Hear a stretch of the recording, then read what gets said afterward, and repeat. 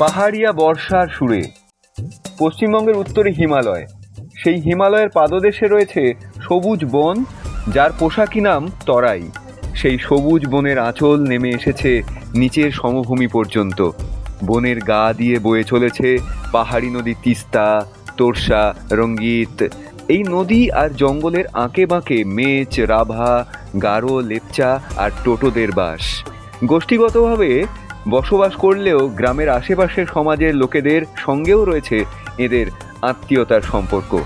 এদের প্রত্যেকের একটি করে নিজস্ব ভাষা আছে। সেই ভাষায় কত শত বছর ধরে রচিত হয়েছে এদের গল্প আর গান। এই আদি জনগোষ্ঠীর উৎসব পার্বণ উজ্জ্বল হয়ে ওঠে গানের সুরে, নাচের ছন্দে। দল বেঁধে মাছ ধরতে যাওয়া রাভা গোষ্ঠীর জীবনে এক আনন্দময় পর্ব।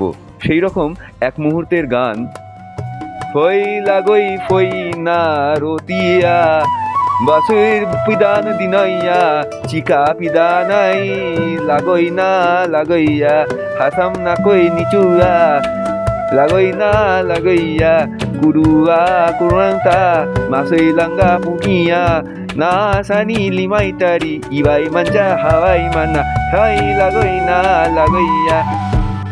চল মাছ ধরি গিয়ে নতুন বছরের নতুন জলে, ছাপিয়ে গিয়েছে নদীর কুল, জল থই থই মাঠ ঘাট, কুড়ুয়া পাখি উড়ে উড়ে কাঁদছে, বকেরা উড়ছে সার বেঁধে, মাছ রাঙা বারবার ছোঁ মেরেও পায়নি মাছ, সে কি খাবে?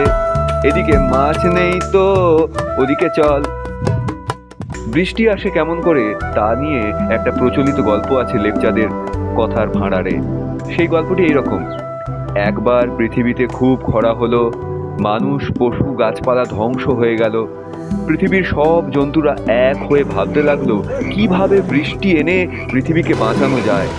ব্যাঙ স্বেচ্ছায় বৃষ্টি আনার কাজে যুক্ত হলো। সে ঠিক করলো ভগবানের কাছে গিয়ে তাকে জিজ্ঞাসা করবে কেন সে তার সৃষ্টিকে এত অবহেলা করছে। একদিন সকালবেলা সে যাত্রা শুরু করলো। ভগবান থাকে অনেক দূরে, আর তার প্রাসাদে যাওয়ার রাস্তা অত্যন্ত ক্লান্তিকর। যাওয়ার পথে ব্যাঙের সাক্ষাৎ হলো মৌমাছির সঙ্গে। সে ব্যাঙকে জিজ্ঞেস করলো, কোথায় যাবে? ব্যাঙ বলল, ভগবানের কাছে, বড় খরা হে। মৌমাছি বলল, বেশ চলো, আমিও সঙ্গে চলি। খরায় আমরাও নাকাল, জল নেই, ফুলের আকাল, মধু পাবো কোথায়? চলার পথে পরে দেখা হলো মোরগের সঙ্গে। সে ব্যাঙের কাছে স্বর্গে যাওয়ার কথা শুনে রাগত স্বরে বলল, খরার ফলে সব ফসল নষ্ট হয়ে যাচ্ছে, দানা ছাড়া বাঁচবো কি করে? চলো আমিও যাব। এমন সময় গভীর জঙ্গলের মধ্যে একটা ক্ষুধার্ত বাঘের সঙ্গে দেখা। তারও একই প্রশ্ন, কোথায় যাচ্ছে তারা দল বেঁধে?